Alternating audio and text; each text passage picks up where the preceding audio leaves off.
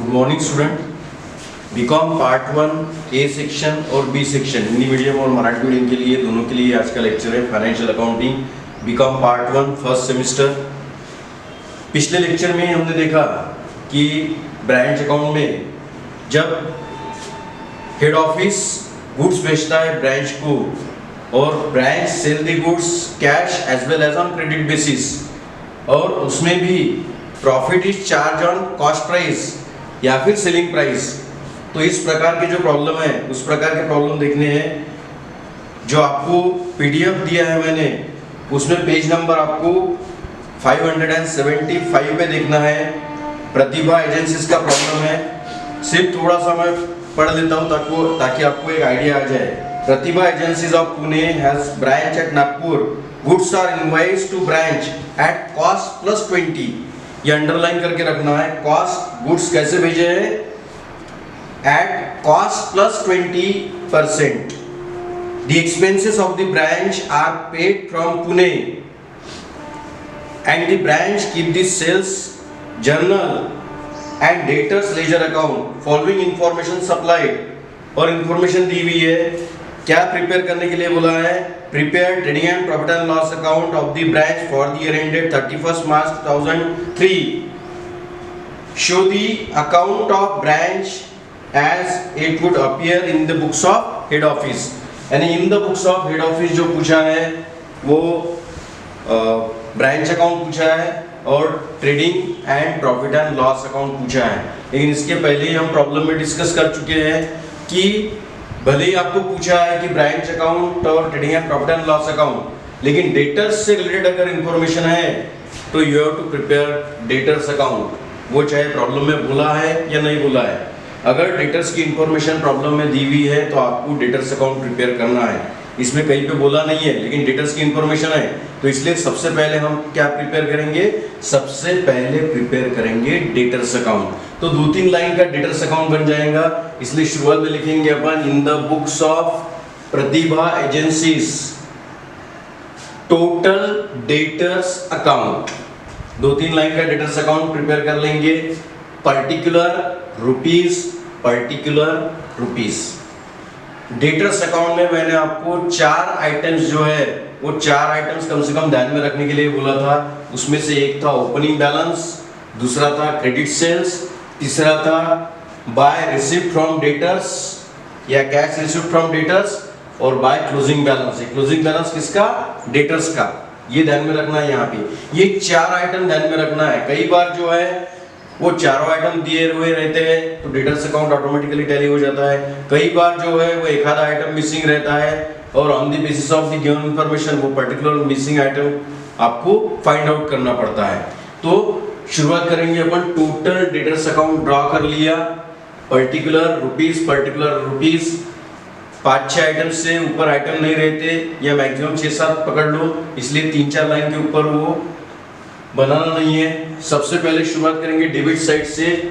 To opening balance या opening debtors problem में दिए हुए नहीं है, इसलिए सिर्फ लिखेंगे ओपनिंग बैलेंस या ओपनिंग डेटर्स, जगह छोड़ देंगे। ठीक है। उसके बाद में क्रेडिट सेल्स प्रॉब्लम में दिया हुआ है 20,500 20,500, इसलिए लिखा 20,500। क्रेडिट साइड में बाकी कुछ भी आइटम नहीं है इससे related. By received from debtors या cash received from debtors problem में दिया हुआ है 18,950 18,950। बाय क्लोजिंग बैलेंस, अब ये क्लोजिंग बैलेंस कौन सा लेना है? डेटर्स का लेना है। प्रॉब्लम में दिया हुआ है 4,580। यानी क्या क्या दिया हुआ था? क्रेडिट सेल दिया हुआ है, कैश रिसीव्ड फ्रॉम डेटर्स दिया हुआ है, क्लोजिंग बैलेंस दिया हुआ है। मतलब ओपनिंग बैलेंस आपको कैलकुलेट करना है। इसलिए क्रेडिट साइड की टोटल ले ली पहले, ज्यादा आती है इसलिए वो आती है 23,530। वही टोटल डेबिट साइड में लिखी 23,530, उसमें से माइनस किया क्रेडिट सेल 20,500, तो बैलेंस कितना बचा? 3,030। तो 3,030 इसको नाम देना है। नाम तो दिया है पहले से ओपनिंग बैलेंस, लेकिन ब्रैकेट में न भूलते हुए लिखना है बैलेंसिंग फिगर। मतलब इसमें से आपने क्या ढूंढ के निकाला है, you have to find out opening balance. ये साइड की टोटल ज्यादा थी करके ये साइड की टोटल ली, वही टोटल यहाँ पे लिखी, उसमें से माइनस ये किया, बैलेंस आ गया 3030। ये हो गया अपना टोटल डेटर्स अकाउंट। अब क्या बनाना है, branch account, Nagpur branch account, and in the books of head office Nagpur branch account for the year ended on 31st March 2003, particular rupees ये ड्रॉ कर लिया। अब one by one general entry पहले देखे थे, जनरल एंट्री पर से अभी आपको लेजर बनाते आता, एक एक साइड से अपन चलेंगे, दोनों इसमें से चल सकते हैं, एक तो प्रॉब्लम वाइज चलेंगे या फिर ये फॉर्मेट वाइज चलेंगे। तो सबसे पहले ये फॉर्मेट वाइज चलते हैं क्योंकि 3-4 आइटम सीखने के लिए तो ऑटोमेटिकली ध्यान में आ जाएंगे। सबसे पहले ओपनिंग बैलेंसेस, एक से ज्यादा है या ज्यादा हो सकते हैं या आपको अंदाजा है ज्यादा है तो ओपनिंग बैलेंसेस लिखना है, इसलिए लिखा टू ओपनिंग बैलेंसेस। अब ये आदत ही डाल दो, प्रॉब्लम में नहीं है तो भी लिखना, उसका अमाउंट नहीं रहा तो नील कर देंगे ताकि आपको फॉर्मेट याद रहे। टू ओपनिंग बैलेंसेस में स्टॉक यहाँ पर ध्यान में रखना है, ओपनिंग बैलेंस स्टॉक का लेना है, कई बार कंफ्यूजन होता है डेटर्स का लिख लेते, वैसा नहीं करना है। टू ओपनिंग बैलेंस स्टॉक है 12,000, डेटर्स का है 3030 जो अभी कैलकुलेट किया है, पेटी कैश का बैलेंस है 20, ये प्रॉब्लम में दिया हुआ है, यहां से निकला ये पेटी कैश और इन सबकी टोटल आई 15,050, 15,050। उसके बाद में गुड्स सेंट टू ब्रांच, इस यही सीक्वेंस है चलो प्रॉब्लम के, goods sent to branch problem में देख लेना, प्रॉब्लम में मिलेगा ही आपको, प्रॉब्लम में दिया हुआ है, प्रॉब्लम में कितना दिया हुआ है 15,000, 15,000। उसके बाद में टू बैंक अकाउंट यानी हेड ऑफिस ने खर्चा करने के लिए जो है वो पैसे भेजा है ब्रांच को, प्रॉब्लम में दिया हुआ है सैलरीज एंड रेंट 4,800 और पेटी कैश दिया है 400, तो टोटल मिला के आई 5,200। उसके बाद में दिया है टू मैनेजर्स कमीशन, प्रॉब्लम में दिया है मैनेजर्स कमीशन जो है, कमीशन के बारे में जो दिया है managers commission 2% on credit sale, credit sale पे 2%, यहाँ पे क्रेडिट सेल है 20,500 तो 20,500 पे 2% वो आता है 410। यहाँ तक सब प्रॉब्लम में दिया हुआ ही है, ये एंट्री बाद में देखेंगे एक। उसके बाद में क्रेडिट साइड में बाय बैंक अकाउंट, इसमें जो है कैश सेल्स प्रॉब्लम में दिया हुआ है 8,750, 8,750, कैश रिसीव फ्रॉम डेटर्स 18,950, दोनों की टोटल 27,700। अब जरूरी नहीं कि हर बार दोनों आइटम रहेंगे, उसमें का एक भी रह सकता है। अब इसमें दोनों है, बाय बैंक अकाउंट कैश से लेना है 8,750, रिसीव फ्रॉम डेटर्स, डेटर्स से कितने मिले हैं 18,950, दोनों की टोटल 27,700। बाय क्लोजिंग बैलेंसेस, एक से ज्यादा है इसलिए यहाँ बैलेंसेस लिख रहे हैं, तो फिर से स्टॉक जो होगा वो लेंगे, इसमें स्टॉक भी है, डेटर्स भी है, पेटी कैश भी है, लेकिन आदत डाल दो ये फॉर्मेट की, अगर प्रॉब्लम में है तो लेंगे, नहीं है तो डैश कर देंगे, लेकिन वो प्रैक्टिस हो जाती। स्टॉक, अब स्टॉक कितना है 9,000, डेटर्स कितने हैं 4,580, पेटी कैश कितनी है 25। ये कौन से बैलेंसेस है, क्लोजिंग बैलेंसेस। डेट पर से आपके ध्यान में आएगा कि ओपनिंग कौन से है और क्लोजिंग कौन से है, तो 13,605। उसके बाद में जो है यहां तक आ गए। अब ध्यान में रखना है कि प्रॉब्लम में जो दिया है ये किस टाइप का प्रॉब्लम था, branch head office send the goods to branch on cost plus 20%, मतलब जो गुड्स भेजे जाते हैं वो कैसे भेजे जाते हैं, कॉस्ट प्लस 20%। तो इसके पहले के लेक्चर में डिस्कस किए हमने कि जब इस प्रकार का प्रॉब्लम आता है तो आपको differences, you have to find out differences, आपको डिफरेंसेस फाइंड आउट करने पड़ते हैं, और डिफरेंसेस में कौन से डिफरेंसेस बताया मैंने? Difference in opening stock, difference in goods sent to branch, difference in goods return by branch और डिफरेंस इन क्लोजिंग स्टॉक। इसमें से जो जो प्रॉब्लम में है उसके डिफरेंसेस निकालेंगे। तो डिफरेंसेस में अपने पास ओपनिंग स्टॉक है, उसके बाद में गुड्स सेंट टू ब्रांच है, गुड्स रिटर्न इसमें नहीं है और क्लोजिंग स्टॉक है। तो इसके डिफरेंसेस निकालेंगे। पहला इसलिए लिखे कैलकुलेशन ऑफ डिफरेंसेस। क्या लिखा? Difference in the value of opening stock. काय का डिफरेंस निकालना है? ओपनिंग स्टॉक का निकालना है। तो इसलिए फार्मूला क्या है? Opening stock multiplied by rate divided by 100 plus rate. जब कॉस्ट प्लस 20 बोला है तब ये फार्मूला यूज करना है। Opening stock multiplied by rate divided by 100 plus rate. Opening stock कितना है? 12,000 है, प्रॉब्लम में दिया हुआ है। Opening stock 12,000 multiplied by rate कितना है? 20 डिवाइडेड बाय 100 प्लस रेट मतलब 120। तो ये कितना आता है? 2000। ये आ गया ओपनिंग स्टॉक का डिफरेंस। उसके बाद में दूसरा डिफरेंस जो है difference in the value of goods sent to branch, और इसका फार्मूला क्या आएगा? Value of goods sent to branch multiplied by rate divided by 100 plus rate. और वैल्यू ऑफ गुड्स सेंट कितना है? 15,000 मल्टीप्लाइड बाय रेट कितना है? 20 डिवाइडेड बाय 120। तो ये कितना आएगा? 2500। अब difference in the value of closing stock. अब क्लोजिंग स्टॉक का डिफरेंस निकालेंगे। तो value of closing stock multiplied by rate divided by 100 plus rate. तो वैल्यू ऑफ क्लोजिंग स्टॉक कितना है? 9000 मल्टीप्लाइड बाय रेट कितना है? 20 डिवाइडेड बाय 120। तो कितना आता है? 1500। अब इसके पहले के लेक्चर में हमने डिस्कस किया था कि क्या कैलकुलेशन हो सकता है। जो जर्नल एंट्रीज देखे थे इसकी, वो जर्नल एंट्रीज लिखी है आपने।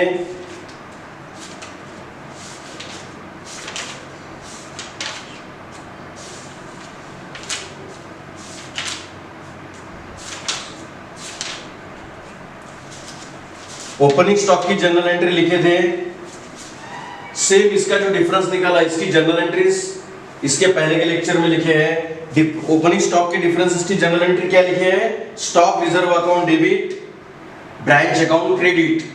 यानी stock reserve account debit, branch account credit. यानी ब्रांच अकाउंट के क्रेडिट साइड में क्या लिखेंगे?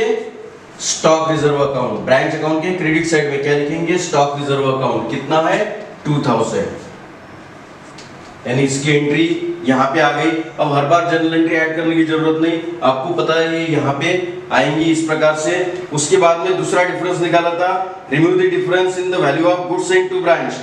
गुड्स सेंट टू ब्रांच का डिफरेंस। तो इसकी जनरल एंट्री क्या किए थे? Goods sent to branch account debit, branch account credit. यानी ब्रांच अकाउंट के क्रेडिट साइड में goods sent to branch account. इसको ब्रैकेट में लिखना है लोडिंग 2500। अब तीसरा डिफरेंस देखा था गुड्स रिटर्न बाय ब्रांच, लेकिन ये प्रॉब्लम में गुड्स रिटर्न बाय ब्रांच नहीं है, डायरेक्ट है क्लोजिंग स्टॉक। तो क्लोजिंग स्टॉक का डिफरेंस निकला, यानी जिसको लिखा था हमने to remove the difference in the value of closing stock, जिसकी जनरल एंट्री की थी branch account debit to stock reserve account. यानी ब्रांच अकाउंट के डेबिट साइड में टू स्टॉक रिजर्व अकाउंट कितना? 1500। यानी ये तीनों डिफरेंसेस की जो जनरल एंट्री है वो यहां पर आई है। अब लगभग अपनी जनरल एंट्रीज यहां पर, जनरल एंट्री का ट्रांसफर यहां पर हो गया है, सभी आइटम्स लगभग हो गए। मतलब इसके अब जो साइड की टोटल ज्यादा है वो साइड की टोटल लेंगे। यहां दिख रहा है कि क्रेडिट साइड की टोटल ज्यादा है, इसलिए क्रेडिट साइड की टोटल ली हमने। क्रेडिट साइड की टोटल कितनी है? 45,805। वही टोटल यहाँ पे लिखी 45,805। उसमें से ये सभी आइटम माइनस किए, सभी आइटम माइनस करने के बाद बचते हैं 8,646, जिसको बोला है प्रॉफिट। कहाँ ट्रांसफर करना है? Transfer to general profit and loss account. अब यहाँ पर सिर्फ इतना ही ध्यान में रखना है कि ये डिफरेंसेस आपको फाइंड आउट करना है। क्यों फाइंड आउट करना है? क्योंकि गुड्स कौन से इस पे भेजे हैं? Goods send by head office to branch on cost plus 20%, इसलिए ये डिफरेंसेस हमने फाइंड आउट किए और उसकी एंट्री यहाँ पर की।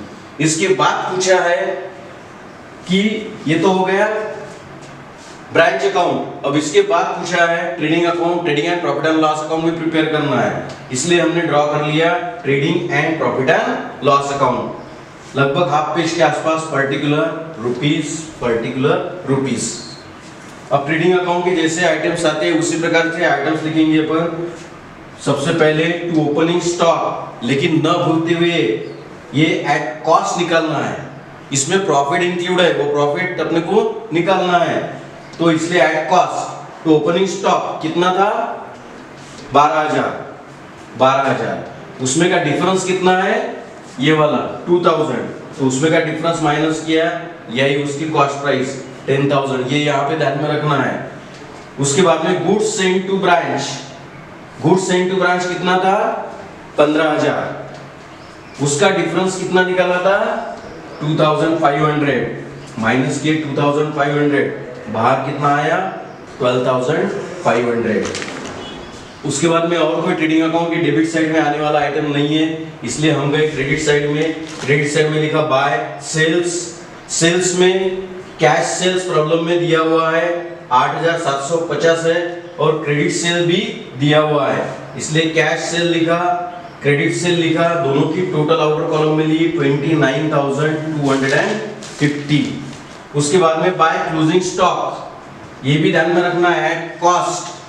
अब क्लोजिंग स्टॉक कितना था?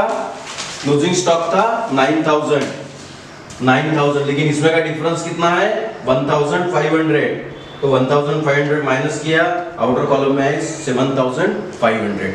अब और कोई ट्रेडिंग अकाउंट में आने वाला आइटम प्रॉब्लम में नहीं है, इसलिए टोटल लेते वक्त दिख रहा है हमको क्रेडिट साइड की टोटल ज्यादा है, इसलिए क्रेडिट साइड की टोटल ली 36,750। वही टोटल हमने डेबिट साइड में लिखी 36,750। ये आइटम माइनस किए, उसके बाद में बचता है 14,250, 14,250। इसको क्या बोलेंगे? Cross profit. अब उसकी ये क्लोज हो गया, इसके बाद ये profit and loss account prepare करेंगे। यहाँ का क्रॉस प्रॉफिट यहाँ ट्रांसफर हो गया, यहाँ का क्रॉस प्रॉफिट यहाँ ट्रांसफर हो गया 14,250। क्रेडिट साइड में कोई आइटम नहीं है अपने पास आने वाला। डेबिट साइड में देखते हैं क्या है। टू सैलरीज एंड रेंट दिया हुआ है 4,800। पेटी एक्सपेंसेस, ये ध्यान में रखना है, पेटी एक्सपेंसेस कैलकुलेट करना है। ओपनिंग पेटी कैश कितनी थी? 20। पेटी एक्सपेंसेस के लिए कितने भेजे हेड ऑफिस ने? 400 माइनस क्लोजिंग पेटी कैश कितनी है? 25, तो पेटी एक्सपेंसेस कितने आए? 395। ये कैलकुलेशन ऐसा ही करना है। ओपनिंग पेटी कैश थी 20, हेड ऑफिस ने पेटी एक्सपेंसेस के लिए भेजे 400 और माइनस से क्लोजिंग पेटी कैश माइनस की, बचे 395। उसके बाद में टू कमीशन कैलकुलेट किया है ऑलरेडी, जो कैलकुलेट किया था 410। मैनेजर्स कमीशन जो है वो है 410। और कोई भी आइटम ये प्रॉफिट एंड लॉस अकाउंट में आने वाला नहीं है, इसलिए टोटल ली, फिर से क्रेडिट साइड की टोटल ज्यादा है, इसलिए क्रेडिट साइड की टोटल ली 14,250, 14,250। वही टोटल यहाँ पर लिखी 14,250। इसमें से ये सभी आइटम माइनस किए और जो भी बचा, कितना बचा? 8,645, उसको नाम दिया नेट प्रॉफिट। अब ये नेट प्रॉफिट आने के बाद ये टैली करना है ब्रांच के प्रॉफिट से, ये इतना ही आएगा। ब्रांच में कितना आया है प्रॉफिट? 8,646। आपका नेट प्रॉफिट कितना आया है? 8,645।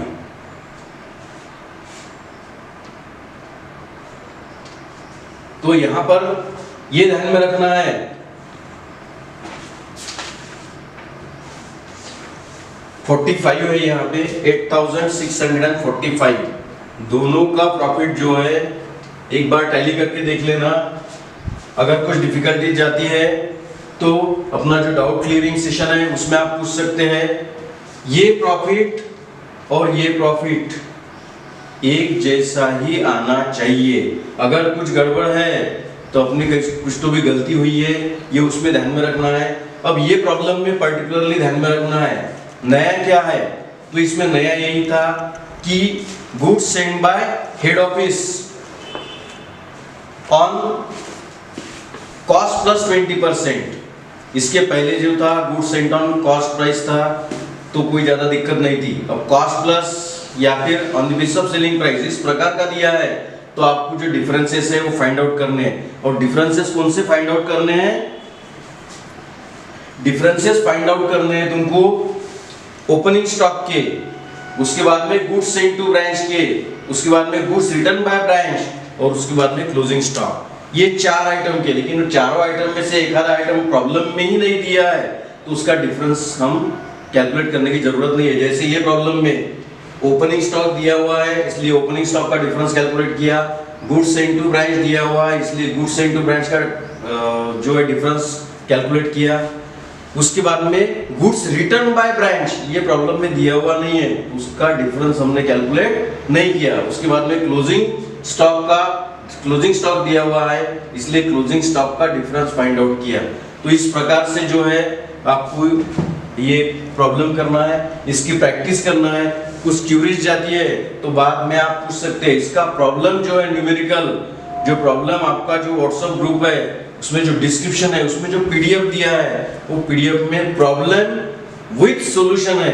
तो मुझे नहीं लगता कि कोई आपको दिक्कत जाएगी, क्योंकि उसमें प्रॉब्लम भी है और उसमें सॉल्यूशन भी है। तो इसकी प्रैक्टिस करना है, बाकी नेक्स्ट लेक्चर में कंटिन्यू करेंगे। Thank you.